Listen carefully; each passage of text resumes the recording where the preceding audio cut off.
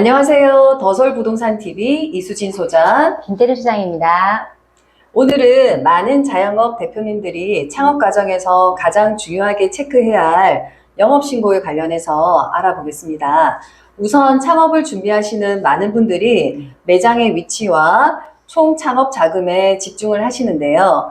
제가 현장에서 수많은 중개를 하다 보니 창업에 가장 먼저 체크해야 할 부분이 영업신고 부분이더라고요.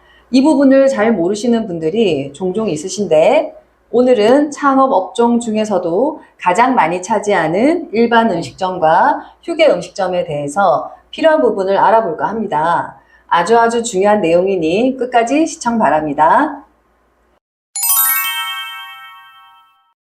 소장님, 음식점이나 카페 창업을 하시려고 할 때 사전에 체크해야 될 사항은 어떤 것들이 있을까요? 매장을 구하실 때 체크할 사항이 몇 가지가 있는데 간략하게 말씀드리자면은 먼저 건축물 대장상 용도가 근린생활시설로 되어 있는지 확인하셔야 합니다. 정화조 용량과 하수도 원리자 부담금도 체크하셔야 하고요. 그리고 소방시설을 갖추어야 하는 매장들이 있습니다. 여기에 해당되는 매장은 안전시설 완비증명서가 필요하고 화재 배상 책임보험을 가입하셔야 됩니다. 이러한 조건이 갖추어지면 구청에 가셔서 영업신고증을 발급받을 수 있습니다. 마지막으로 영업신고증이 나오면 세무서에서 사업자 등록증을 발급받으시면 됩니다. 네. 소장님, 네. 일반 음식점과 휴게 음식점 창업을 하기 위해서 체크해야 될 사항이 많이 있는데요. 그럼 두 업종의 차이점이 무엇인지 궁금합니다. 차이점으로는 간단하게 설명드리면 일반 음식점은 주류 판매, 가스 조리가 가능한데 휴게 음식점은 주류 판매가 안 되고 가스 조리도 불가능합니다. 그럼 앞에 말씀하신 것들 중에서 네. 정화조 용량과 하수도 원인자 부담금에 대해서 말씀하셨는데요. 알아야 할 내용이 어떤 것들이 있을까요? 건축물에는 정화조가 있는 경우도 있고 직관으로 연결된 경우도 있습니다. 정화조가 있는 건물이면 용량이 정해져 있는데 예를 들어 판매점 운영하셨던 매장을 변경하여 음식점으로 영업신고할 때 용량이 초과되는 경우가 있더라고요. 그런 경우에는 정화조 용량을 늘려야 하기 때문에 생각지 않은 비용이 추가적으로 발생할 수도 있습니다. 그리고 하수도 원이자 부담금은 정화조든 직관이든 업종별 오수 발생량에 따라서 원이자 부담금이 나오는 경우도 있습니다.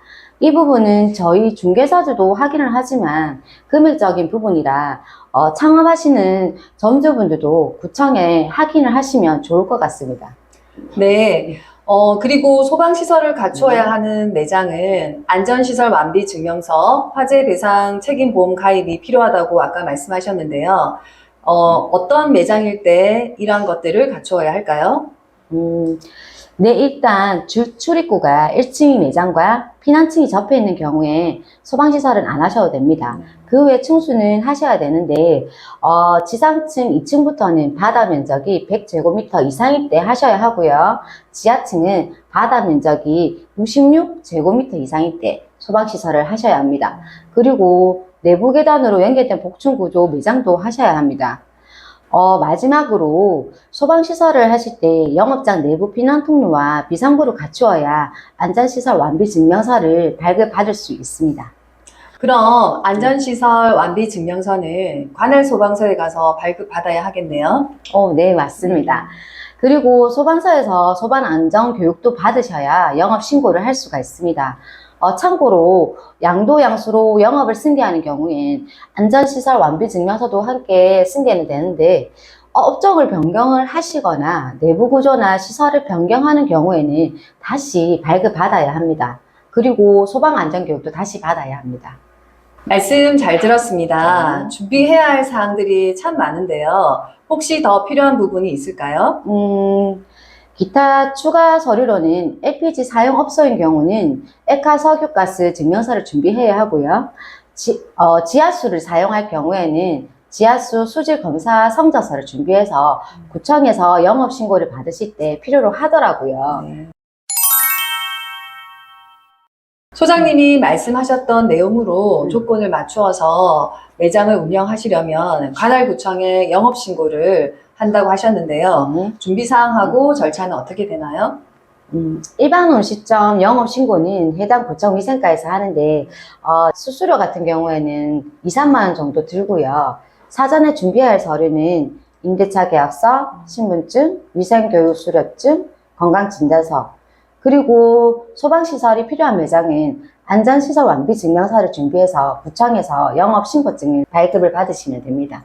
구청에서 영업신고까지 완료한 후에는 세무서에 방문해서 사업자 등록증을 발급받아야 하는데요. 네. 이때 필요한 서류에 대해서 말씀해 주시면 감사하겠습니다. 사업자 등록을 하실 때 준비물은 신분증, 임대차 계약서 사본, 그리고 구청에서 발급받은 영업신고증을 가져가시면 됩니다. 참고로 인터넷 홈택스에서도 사업자 등록이 가능합니다.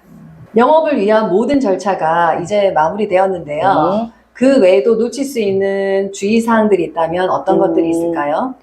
네, 매장을 간혹 이동하시는 경우가 있더라고요. 그런 경우에는 주소 변경을 하시거나 아니면 폐업 신고 후에 신규 등록을 하셔야 합니다. 아니면 과태료가 부과될 수 있습니다. 그리고 우리 일반 음식점은 주류를 판매하기 위해서는 주류 판매와 면허를 같이 진행해야 하는데 간혹 사업주들이 놓치는 경우가 있더라고요. 세무서에서 사업자 등록 신청하실 때 어제 주류 면허 신청란에 체크하시면 됩니다.